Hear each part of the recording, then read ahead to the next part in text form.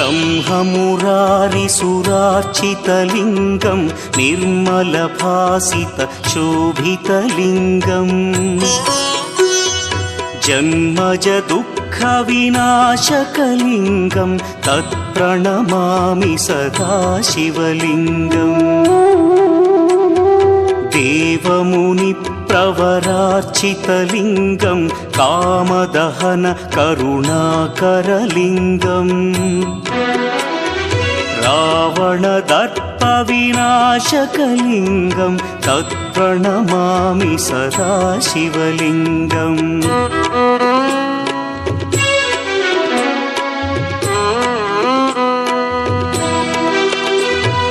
सर्वसुगन्धसुलेपितलिङ्गं बुद्धिविवर्धनकारणलिङ्गं सिद्धसुरासुरवन्दितम्